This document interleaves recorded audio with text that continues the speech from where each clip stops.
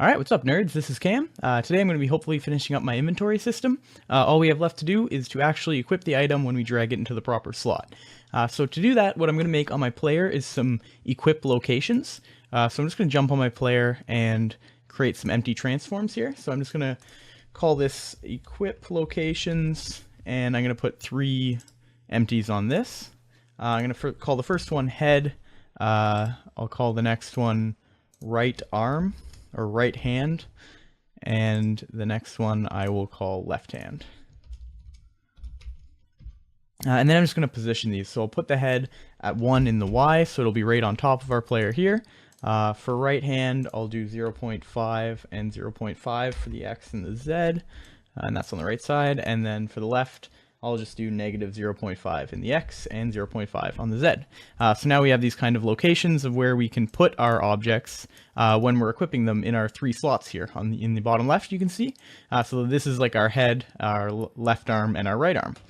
So what we're going to do is we're going to go into our equip logic here, which I'm just going to drag these into my inventory and drag this into my UI mixin.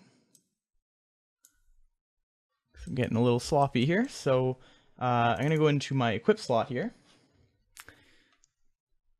and I'm going to add a transform that is my equip location. So then we know where to put our item when we're equipping it. And I'm going to make this a public transform so I can reference it in the inspector. And then if I go to each of my equip slots here, which are in my canvas, I'm just going to call this head, right arm, and left arm, and then I can reference those accordingly. So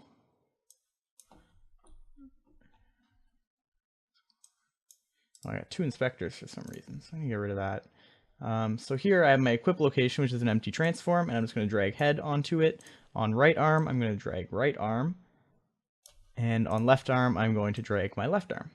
And then that's all referenced up, and now I just need, basically I'm going to need the transform of the rifle when I send it in, and any information we want to send to our inventory, we're going to put in inventory item. So I'm just going to add this here, and I'm going to say public transform, and I'll call this item transform. And that should be fine there. And then on our rifle's equip logic, I'm just going to drag my rifle onto it. And same goes for my helmet here. I can do the same thing.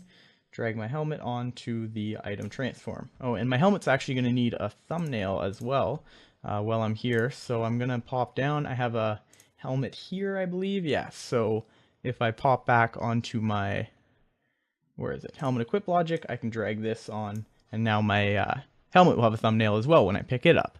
And just to, I don't know if I showed this in the last video, but when I pick my helmet up, it falls into my item inventory here on the right, which is nice, and it shows that little thumbnail.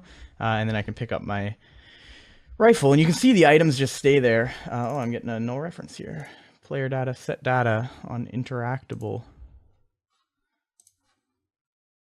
Oh, I actually know why I'm getting that. Okay, so it's still actually a helmet, even though it's still it has already been equipped, it's still listening because we never reset that bool. So I'm going to do that in inventory item, because this is the function that gets called when it gets picked up. So I'm going to tell my bool to stop listening to get picked up once it's been picked up. So I'll just add a public bool data, and I'll say is equipped. And then when this happens, I'm going to set, actually it's not is equipped, it's is listening, because this is the listener bool, is listening. And then I'm just going to set is listening to be false.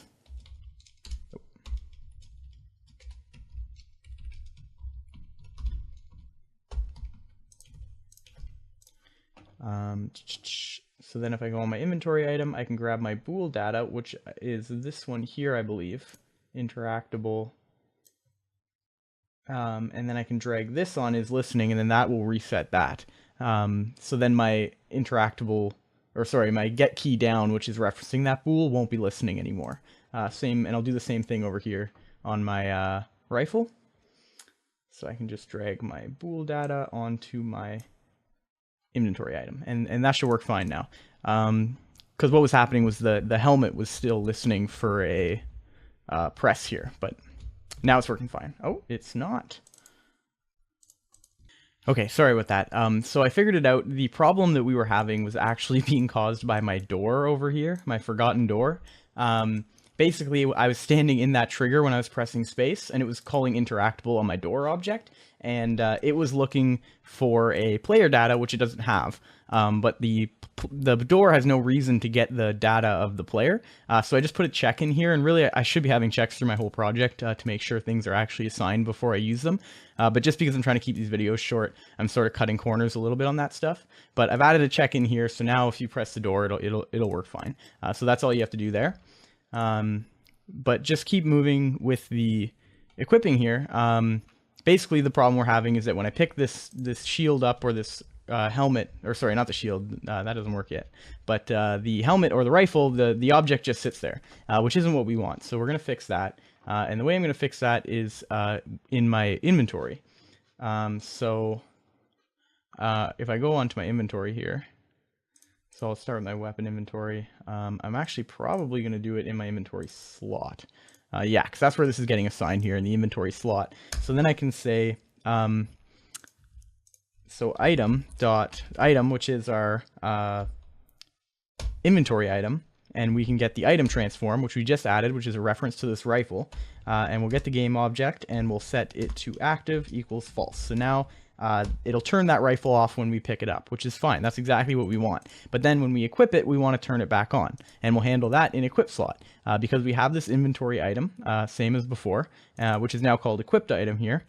So when we drop it in, the first thing we want to say is if we already have an equipped item, so if there's already an item in this slot, when you drag a new item into it, we want to turn that item off. So we'll check if we have one. And if we do, we'll say equipped item dot item transform dot game object dot set active false. So that'll turn off our existing item, and then it'll set equipped item to the new item that's been dropped, and then we want to turn it on. So then we say equipped item dot item transform dot game object dot set active true, which is perfect. So now what we want to do is move it into position. So now we're going to say equipped item dot item transform dot parent equals equip location. And we want to say that equipped item dot item transform dot position is equal to equip location dot position. And then we want to do the exact same thing, but with the rotation.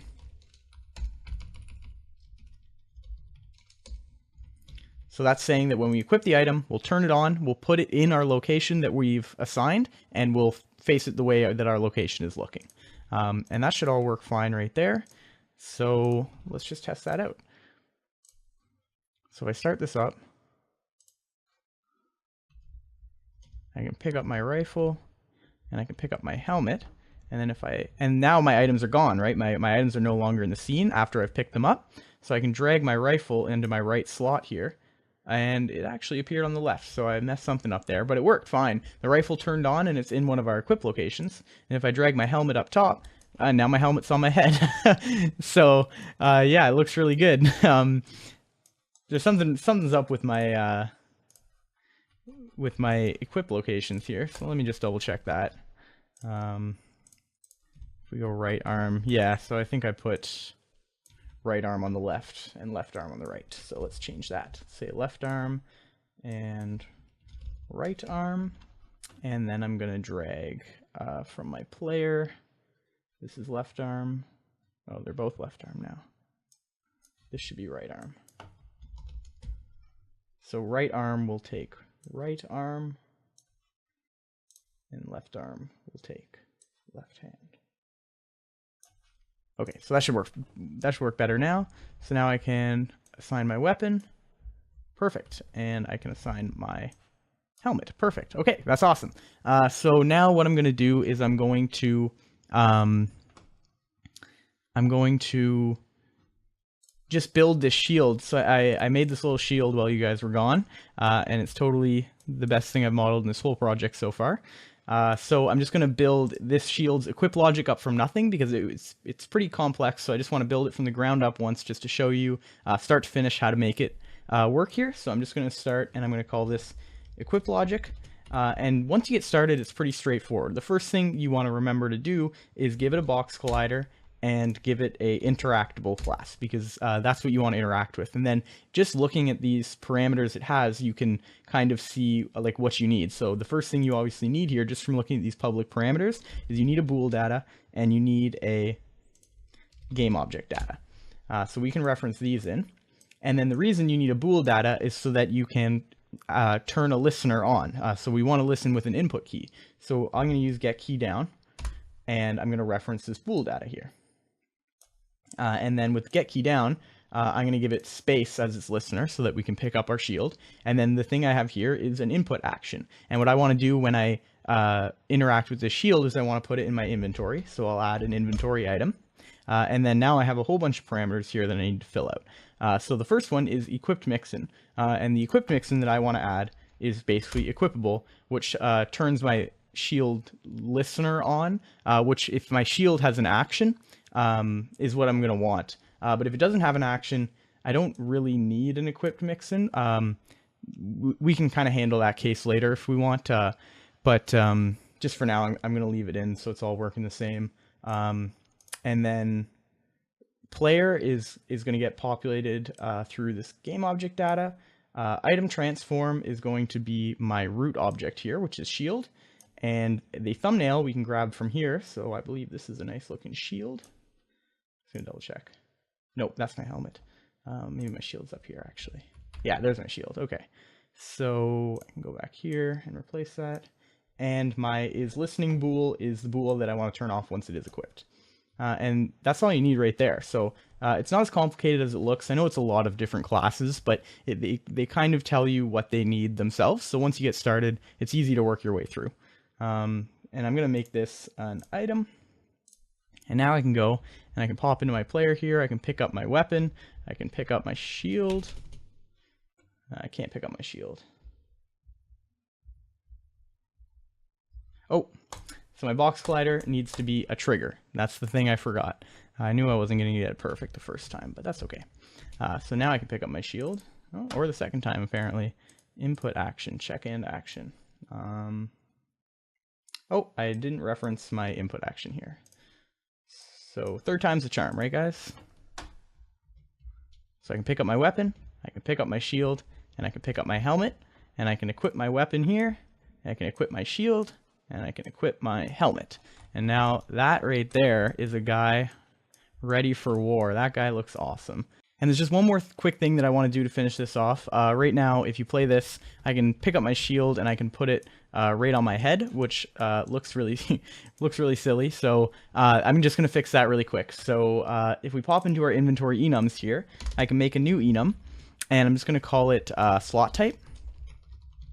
And I'm going to just do two quick ones here. I'll call it head and hand. And that should work fine. That should be all we need. So then if we go into our inventory item, which is where we're setting all of our items data, right under inventory type, I'm going to give it a slot type. And I'm going to call this just slot type is fine. And then the same goes for my equip slot. So I'm going to give this a slot type.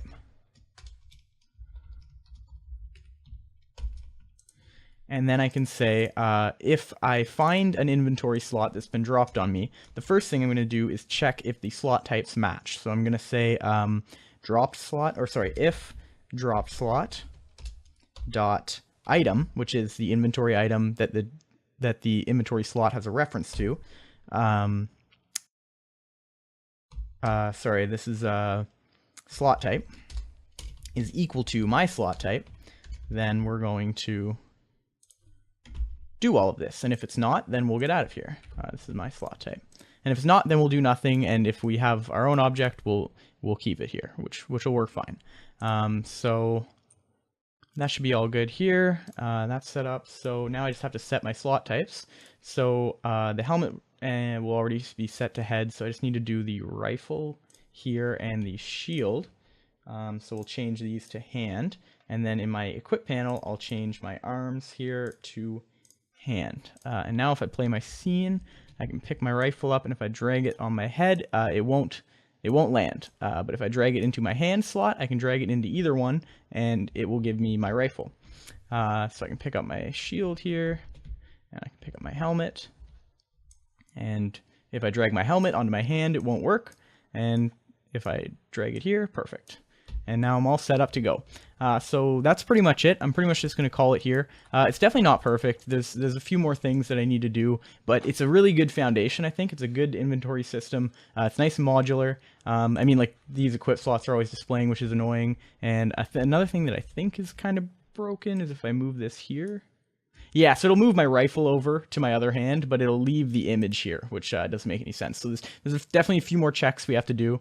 But for now, like, I think that's definitely a good start, and I'm going to call it here for the series. But if you guys have anything you want me to do, I hope you enjoyed the series. Let me know any questions or anything you want me to work on. I have no problem, and I'll put all this up on GitHub, and I'll comment on my code. So if you're having trouble, you can always follow along with that as well. Thank you very much for watching. I really hope you enjoyed it.